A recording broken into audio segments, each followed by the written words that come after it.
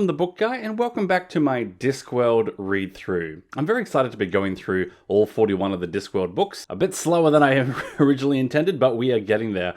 And this is a good one. Today we are going through Mort, book number 4. This is widely considered by a lot of people to be an ideal starting place in the series. And I absolutely agree with that. It's a good starting place because it doesn't require much context for you to jump straight in, and it's actually a true reflection of some of the better works. Most people agree Discworld gets better as it goes, and this is an early reflection of how good that later quality becomes. But before we jump into this book, I'll just remind you of the rules for this video series of the Discworld read-through.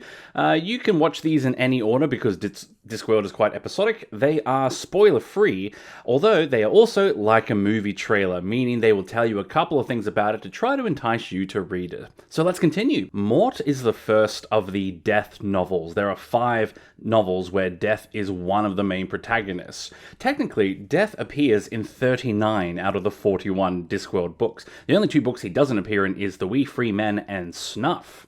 But in every other book he has at least an appearance. But there are 5 special novels where he is front and center, taking up the top billing role. Also, this book is slightly more serious in tone. One of the things about Discworld is that it's often a satire of other fantasy books, so it's making fun of them and teasing in absurd fantasy comedy ways. But Mort is one of the most serious, almost more traditional fantasy books. It's one of the reasons why people are encouraged to start here, because it's a bit more familiar with what they're used to. There's just not as much satire and definitely not as many zany, wacky antics. It really is more of a conventional fantasy. But what's this book all about? Well, Mort is a young man who needs to find an apprenticeship, and he's got very few prospects that are actually good and appealing until Death himself offers him an apprenticeship as Death's apprentice. Turns out Death is considering other career options and is wondering if he should find a replacement for himself. What happens in this book is Mort realizes that to reap souls is kind of a heartless job. Mort is a young man who's a bit naive and idealistic, and he is not prepared to confront the reality and harsh, unforgiving nature of death itself and how random it is and how it can affect good versus evil. And so Mort and Death come into conflict with how they want to run things. So Mort is a special book for a few reasons. So it's the 4th Discworld book, and Death has already been in the previous 3 books. This is the first time he's front and center, and we actually get a bit of a look under the cowl, if you will. But there are 5 Death books in total. The reading order for those are Mort, Reaper Man, Soul Music, Hogfather, and Thief of Time. Of course, those are just the books where Death is front and center. Death is in, as I said, 39 of these books. What's special about these Death books is they actually have an unusual amount of crossover. When you read a lot of the later series, you find that they're very episodic, but each Death book kind of connects to the one that comes directly after. They're a little bit more of a series. It's one of the reasons why Discworld fans often encourage new people to start with the Death books, because they are quite continuous. Well, more so than the others. This series is also special because it's much more high fantasy than some of the other concepts, where like the Witches books are a bit more folklore and the City Watch books are more crime and urban mystery. These and the Death books are almost sci-fi at times with just how big and grand their epic concepts get. So moving on to characters, there are 2 main characters in this book, Mort and Death himself. It's actually interesting because the last book we reviewed here was Equal Rights, and that also had Granny Weatherwax as an old mentor figure and Escarina, a younger mentee, and the conflict between the 2 of them was one of the driving primary forces of the story. We have a similar structure here, except it's a little more intense. These guys actively disagree with each other, where Granny and Escarina more just have a difference of opinion. I would say that Mort is definitely our primary protagonist here. He gets just a little bit more screen time. He's definitely the point of view character for the story. He is a little bit generic as a main character. He's young, naive, and idealistic, and then he has to go on a bit of a, coming of age, growing up, maturing story. But Mort actually grows a lot. He's got a very interesting and satisfying character arc in that he is getting pulled in both directions, his human direction and the more supernatural direction of Death, and he's fearful of losing his identity to the greater identity of his master. Speaking of, Death himself is a classic. Everyone, I think, knows Death. Even casual people who are only distantly aware of Discworld are aware that Death is kind of a big deal. They make t-shirts about him. Now, despite what you think, Death is actually not a bad guy. I mean, there's a line in the next book where I'm going to cheat a little bit, but The quote says, "Death isn't cruel, merely terribly, terribly good at his job." And it's the perfect description for him.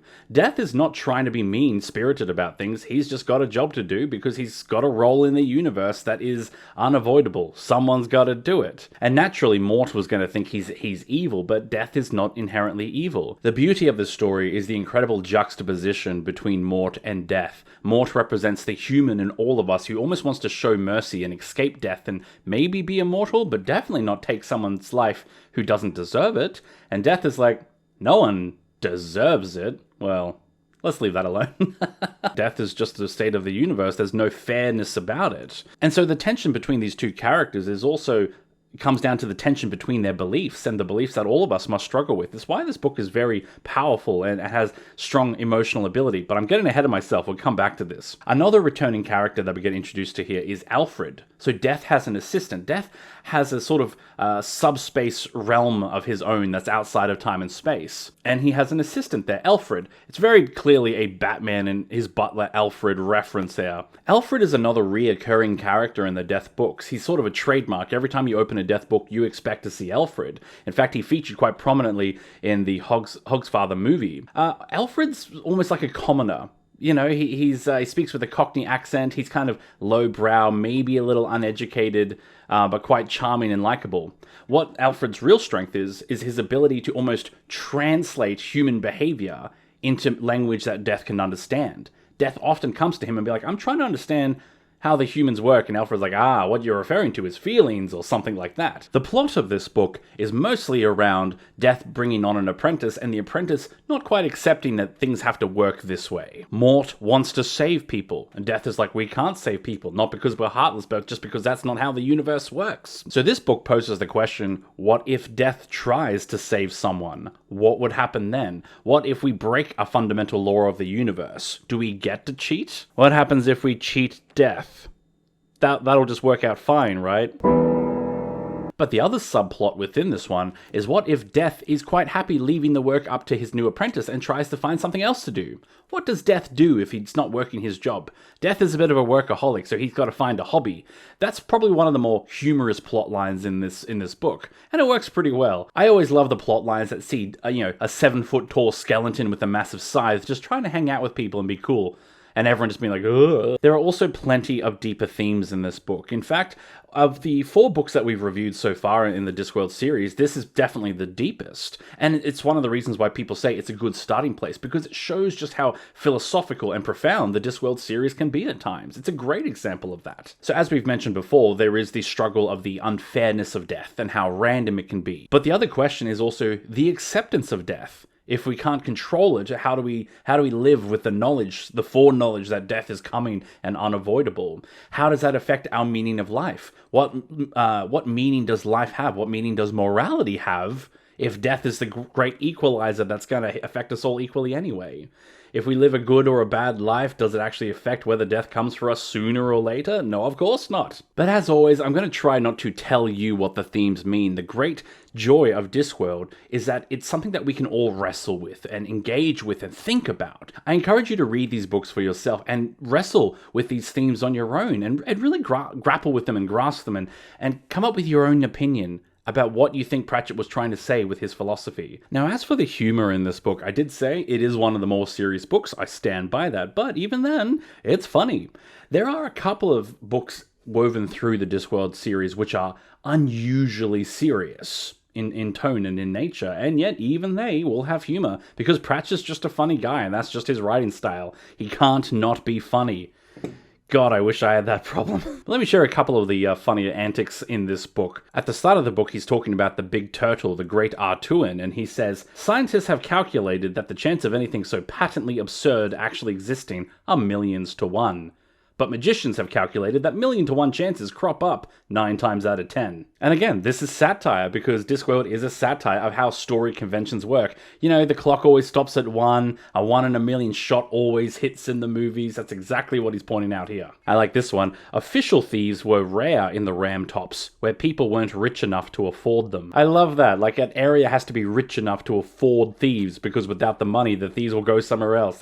That's great. Some of his best humor work is every time he has to describe Ankh-Morpork, which is just like the dirtiest, most disease-ridden city. I love this one. Let's just say that Ankh-Morpork is as full of life as an old cheese on a hot day, as loud as a curse in a cathedral, as bright as an oil slick, as colorful as a bruise, and as full of activity, industry, bustle, and sheer exuberant busyness as a dead dog on a termite mound. Oh, that's just so brilliant. But some fun facts. Did you know that this book nearly got made into a movie twice? Yes, once Terry Pratchett himself was pitching the movie to studios, and one of the studios came back to him and said they liked the concept, they just thought he should lose the whole death angle. Which is a bit like a movie studio saying to George Lucas, I like it, just lose the whole Star and Wars thing. But did you know Disney nearly adapted it?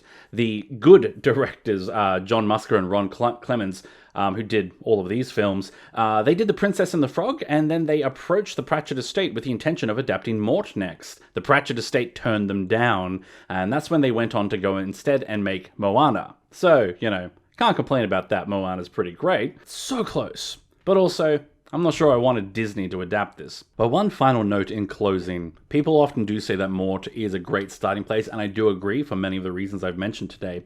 But there is a common trend I see where people will read this book and be kind of underwhelmed and be like, oh, I'd heard so many good things about Discworld and that was it. Something you got to remember is that Discworld has 41 books in it. Part of the greatness of Discworld is not any one individual book, but the sum of the parts. Discworld is a series that has so much diversity in different storytelling. So the Death books are very high fantasy, but the Rincewind books are very comedy heavy. The Witches books are very folklore and classic literature, and then the City Watch books are all crime and mystery and action adventure. And of course the Going Postal books are, I don't even know how you describe them. The point is, there's so many different types of stories. And that's what makes Discworld so great, all the diversity. The risk is that I'm just going to be like, you have to read all 41 to realize how good it... No, that's not helpful, is it? So keep in mind, I think you'll all enjoy Mort. I think I rarely hear people say they didn't like it, just that it was not as big of an impression as they expected it to be. But just remember that other Discworld books push the boundaries a little bit more. This one is a bit more of a conventional, traditional fantasy, and it's good for that. But there are other books that do more clever things, more interesting things, and go outside the bounds of genre and familiar story tropes. Well, I'll leave it there. I could happily prattle on about Discworld all day, but I think Mort is a fantastic book, and it is a good entry point. I also encourage you to try other Discworld books after that too, because there's a lot to offer in this big series. Coming up next, we're going to review Sorcery, which is the third Rincewind novel, and also the last Rincewind novel for a little while. So tell me your thoughts on Mort below. Tell me if you've read it, what your impression was, and if you found it underwhelming, or if you thought it was exactly what the hype had said it would be. Otherwise, I hope you'll like this video and subscribe for more. I got a bunch more book reviews on my channel. You can also support my channel if you want to help me out. I have a couple books of my own, The Immortal Investigations. You can buy them and help me out. I also have an online shop, and I have a Patreon, so any of those things will help to support what I do. Thanks very much, everyone. I'll see you next time, and I hope you enjoy a good book today, and I hope it's a Discworld book. Bye!